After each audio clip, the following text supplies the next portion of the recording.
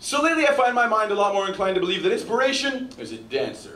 Fleet of foot and full of wide the bandage she prances, hand in hand with the wind, lately alighting on the faces of bus-stop strangers bathed in the pale luminescence faintly flickering from random pawn shop. We buy and sell golden gem signs. But all that them signs truly do is illuminate a future magnum opus of this mind of mine, because my hope is to one day design the kind of rhyme worthy of the lines etched beneath the eyes of the elderly. And so I employ elements such as eloquence, and I flex upon a lexicon the text of dawn itself in order to create a colored wealth of words all made from shades of grey. Not that it has to be that way, but somehow I don't think it'd be the same, but I simply got up here to say that the other day as I was walking to work, I saw this cute little old lady sitting at a bus stop and for some reason got the bizarre urge to write fuck iambic pentameter on her crow's feet. I mean, hey, in my own defense, I have to say, there's a fucking huge crow's feet. I saw him from like half a block away, and as soon as I got half a block past, I felt like a total ass for even thinking that. Because each one of those lines was proof of a decade of learning, of experience, of hope, of opportunity, and the fact that her past is now and always will be new to me, brought me to my knees some fast. And so as a last-minute act of redemption, I chose to incorporate her into this poem about inspiration because, well, both her and the situation itself inspired me, required me to think a little bit deeper into reason, and I hope you'll all stick with me as I'm easing into my next East Van True Life phonic fairy tale, and forgive me if I failed to amply animate the man and take through what this next man did.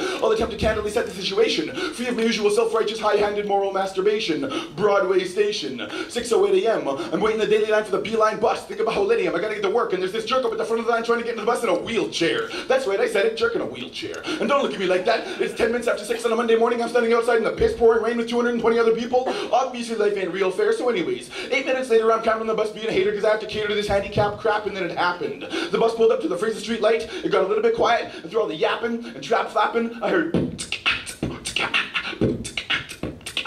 snapping, and the semi-truck passed us. In the aftermath, I heard tapping, and I thought, I know that track. That's remixed to some sicko tracks that used to love dancing to back in Calgary in '99, and I thought, holy fuck, it's been a long time. I wonder who's still listening to that slam and dance beat. Rubberneck to the right, and sure enough, there's Wheelchair Man tapping his hands because he can't tap his feet. Neck pumping to the rhythm, eyes closed, lips are grinning, laying on his lap a mini disc player, exactly like the one in my backpack is spinning, and I looked at him for a minute, examined his chair and him there within it, and realized that morning I'd woken up and opened my eyes not as Zaccheus the poet, but Zach the cynic. I felt my own mouth begin to mimic his, and he looked up just in time to see me smile, his face so full of life and honesty that I instantly regretted the daggers that my own eyes had been chucking at him from up the aisle. I inclined my head and said, I love that track.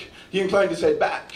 Man, dancing in a trance was my favorite thing in the world back before the accident. I can't dance now, but I think I appreciate the music even more. He replied, and though I haven't shed a tear in more than 15 years, a part of me almost cried. I realized the specifics don't matter how he ended up in that chair. Look how I thought of McSalty 10 minutes earlier. Yeah, sure, I stood tall as a man, but a better man sat there.